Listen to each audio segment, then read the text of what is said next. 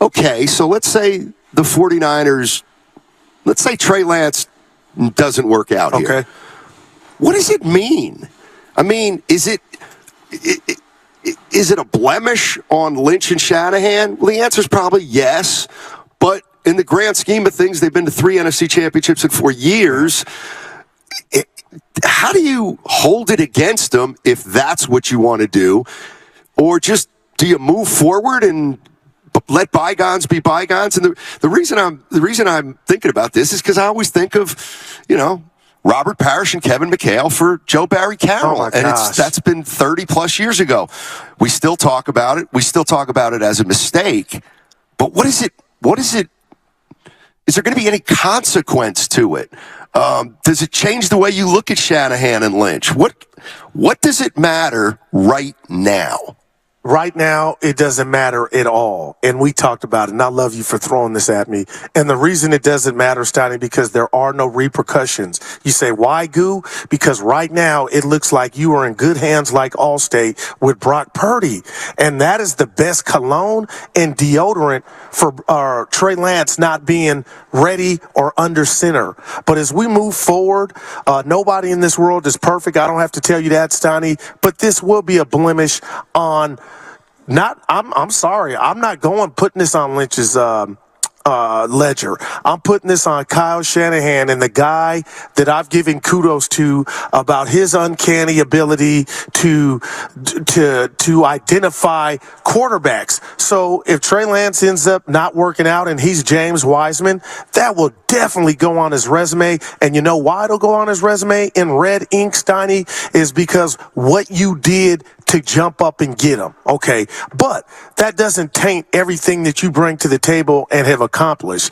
But if Brock Purdy doesn't work out, Steiny, then the stench from Trey Lance not being the guy, oh my gosh, articles left and right. Then you could say, where are we at as an organization? What could we have used those picks on? Now we don't have a franchise quarterback. Now we're looking to get Kirk Cousins when we could have did that or went that route 3 or 4 years ago. So to me, the guys were right, Steiny. It doesn't matter right now because it looks like you are in good hands with your next franchise quarterback. And I got to be careful with that because he ain't even quarterback the whole season, and I'm rooting for Brock.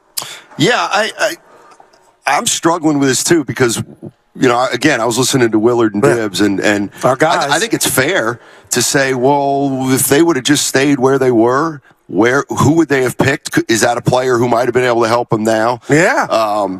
Like that to me is a game that's always going to be played. I think about, it would be like, so the 49ers, I don't mean it this way, but the 49ers drafted Trey Lance and he hasn't played. And maybe he won't end up playing for this organization. Well, he did play and he got hurt. He did. That's why I give Kyle But what I'm saying credit. is you can't ask, the Celtics fans not to think about what it might have been, if Len Bias would have not passed. Okay. It's not fair. It's not fair to add, for Warrior fans to not think, well, what if we would have gotten Kobe Bryant instead of, Todd Fuller? Yeah. But the thing I just don't know how we talk about the move and whether do you just wipe it clean? Hey, that's the way that one went, or is it something? Now, what would that entail? Wiping it clean? Well, to me, it would be because he's always going to be remembered for what they wanted him to be if he doesn't work out, and they blew it. Well, there's two things. If Trey Lance doesn't work out at all, it's going to be obviously a bad pick. But if Trey Lance goes somewhere else and gets playing time, so sort of like Wiseman. Exactly. But to me, I do think it very much matters that they're still winning right now. No doubt. And it's everything. The parallels between Wiseman and Lance are unbelievable because both franchises, made a pick for a player that might not have been ready, but both franchises continue to win. So I don't know. That's interesting, man. It's not something that we need to spend a lot of time on, but it's real. I'm just wondering, how 49er fans process it. Because look, There are good drafts, there are bad drafts. There are good trades, there are bad trades. But if you're overall winning most of the time, no, what is it? It probably won't matter. But I don't know. I'm not here to relitigate the pick. The pick's the pick. And Trey Lance right now is the backup or the third stringer, and we'll move forward. But I just wonder how people view Shanahan and Lynch in the context of that particular move. In as a part of everything they've done here. You know what? Let's say Brock Purdy took over last year when he did, and he wasn't Brock Purdy. They didn't make the playoffs, and Brock looked like maybe Beathard or Mullins. And you thought, oh, my gosh, the 49ers situation is dire. It doesn't look good. They're in need of a franchise quarterback. The ramifications and the volume of people in disbelief and irritated 49er fans would be so loud you would need earplugs. But the fact that they didn't borrow Brock Purdy, Steiny, they drafted him.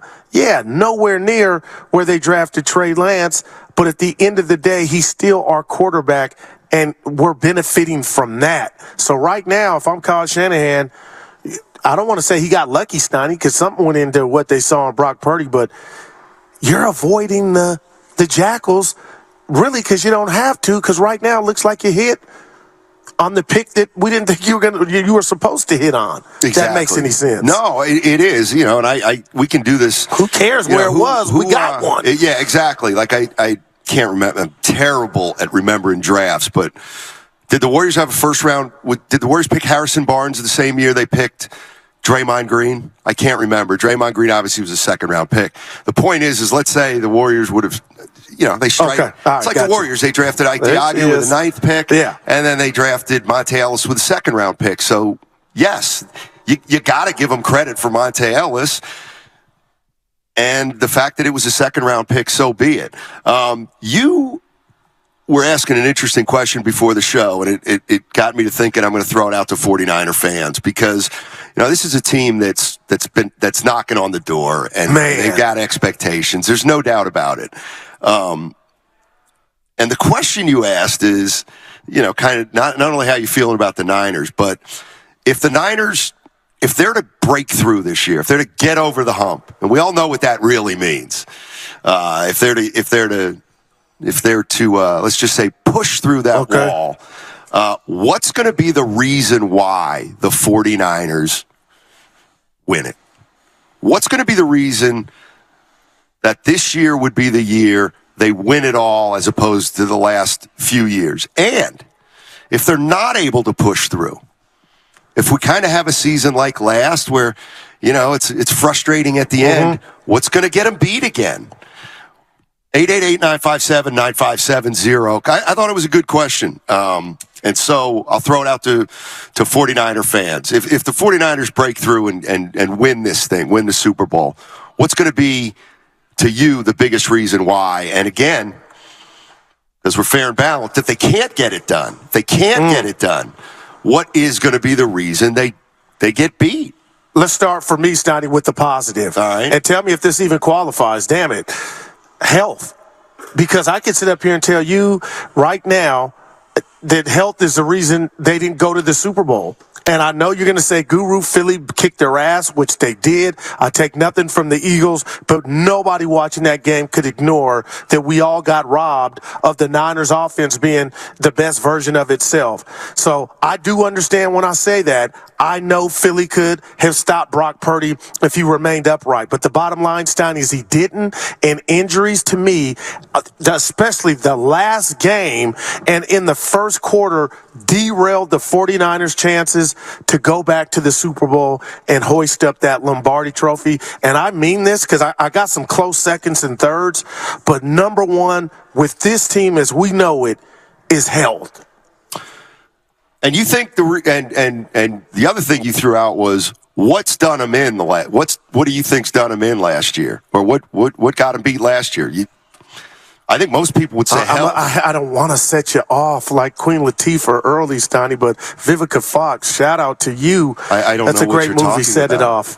Yeah, with those women. Okay. So Kyle Shanahan and his conservative play calling And the thing that set you off yesterday, Tim Jordan, buckle up, him not throwing the flag.